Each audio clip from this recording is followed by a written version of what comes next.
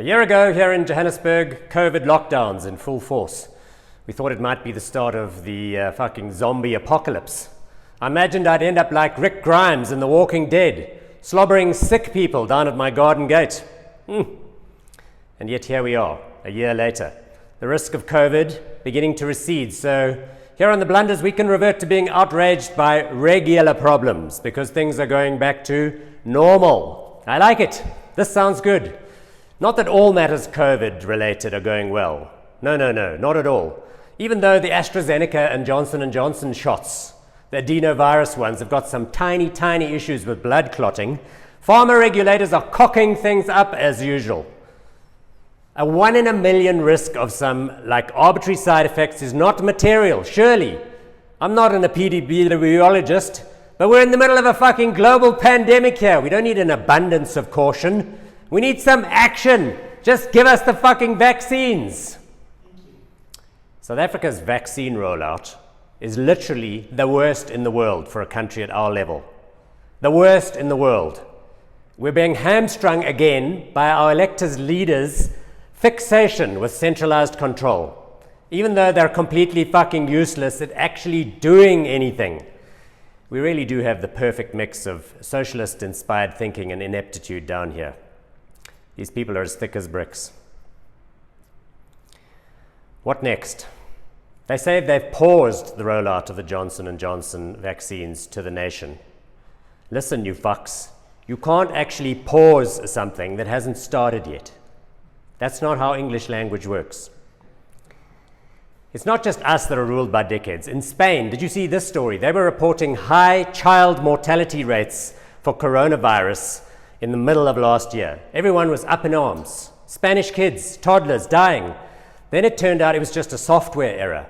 100-plus-year-olds were being marked down as toddlers. What a fucking mess. Let me explain that again for those of you at the back of the class. All ages in the database were being stored as only 2 digits. So a COVID death of a 103-year-old mama was being marked down as the death of a 3-year-old toddler. Fuck me. Over in America, where the private sector is running the vaccines, show is going pretty well. Give it to the companies, give it to the medical aids. But as usual, the Americans are getting carried away. Krispy Kreme is giving out free donuts if you present your COVID-19 vaccine card. That's right. So if you can prove that you've had a shot, you can get a free donut, a complimentary box of donuts, and a complimentary case of fucking diabetes. Americans are such wankers. What next? Packs of Camel cigarettes for those that have had the brave heart and gotten out there and gotten vaccinated, so you can survive COVID and die next year of lung cancer. Well played, wankers. Anyway, that's enough about COVID, right? I've exceeded my 2 minutes a day that I'm allowed to talk about on that topic. We're all fucking sick and tired of it. So let's get refocused on some smaller, more, traditional fuck-ups that are going on in the world right now. Let's start with those of a logistical nature. Did you read about the global shortage of semiconductor chips? As a result, General Motors has decided to build pickup trucks and to leave out the fuel efficiency module completely because of the shortage of chips. I mean, that's just ridiculous. They leave out the chip and the truck guzzles way more gas and puts out more gas at the back, necessary for the next 20 years. What a mess. It's ridiculous.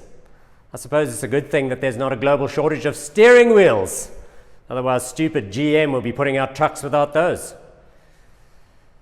These semiconductor chips, let me point something else out, are basically made in Asia, specifically in Taiwan. And now the boneheaded Chinese in Beijing are threatening to invade Taiwan, which is a bit of a head scratcher, bit of a worry, because the Chinese fucked over Hong Kong and no one even reacted anywhere in the world. So now they're getting hugely uppity. Better watch out. I don't like the look of this brewing crisis. Something to keep an eye on. There are, of course, broader logistics fuck-ups going on all over the place.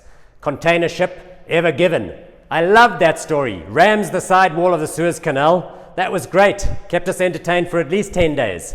I mean, just look at the bloody thing. You can see that the boat was a disaster waiting to happen. How can you put so many containers on one boat and push it into the water? Idiots. In another sign of normality resuming, an over-leveraged hedge fund blew up on Wall Street. What are we, like 2007? This fund was called Archegos Capital Management, and it was run by an absolute fucking wanker by the name of Bill Hwang, a huge Christian. He's spouting forth the whole time about how his derivatives trades were glorifying God. I mean, really. Now his prime broker, Credit Suisse, which is obviously also run by absolute fucking wankers, is down $10 billion. Fuck me, that's a lot of money for a bank to lose in an equity trading business. Yep, things are definitely getting back to normal. Over at Eskom, the stupid mega power stations, Medupi and Kusile, still don't work, even after we spent hundreds of billions of rands building the stupid things. So our esteemed government has come up with the idea of bringing in power ships from Turkey. They've got a BEE partner, and we're planning to give them another 200 billion rands for a long-term contract. I mean, what the actual fuck? Is there a more useless bunch of idiots on the earth than Eskom and the South African Government Department of Public Enterprises? Just world-class wankers. Yep, corporate workplaces also getting their mojo back, people returning to the office. I saw that Merck, the head marketer at Merck, he's quitting due to allegations of sexual harassment. You can only do that if you're back in the office. Side effects of interaction at the Merck head office may include headache, runny tummy, indigestion, a runny nose, dizziness, back pain, cancer, death, or an erection that lasts for more than 4 hours. Fucking idiots. Also in the US, news out that they're leaving Afghanistan. Remember, they invaded that godforsaken country soon after the World Trade Center attacks on 9/11 back in 2000. They were going after Osama bin Laden, yes. Well, it turned out that Osama was actually in Pakistan, another country. Oops. Anyway, 2 decades later, and after chowing through nearly $1 billion trying to prop up a defunct and illegitimate regime in Afghanistan, they're leaving. Alexander the Great invaded Afghanistan in 330 BC and it was a fuck up. 2,300 years later, it was also a fuck up. Off they go. Thank you very much. Probably find that in the next few weeks, as the Americans leave, the Taliban will be back in Kabul. And things will go back to the way they always were, in that idiotic place. Normal environmental rules, they apply again. Yes, the planet, it's healing. Japan will soon be releasing more than 1 million cubic meters of treated radioactive water from the wrecked Fukushima nuclear power plant directly into the Pacific Ocean. I don't know, I mean, at some level it's better than leaving it in tanks on the ground, really, in the land. Plus, it would be really, really diluted once it gets out into the ocean. Mind you, I'm not a fish. Isn't this how the movie Godzilla started? So anyway, roll on 2021. I'll tell you when we'll know that the coast is truly clear. When Tom Cruise's next movie is released. Top Gun 2 is scheduled to hit cinemas in November. Fuck yeah.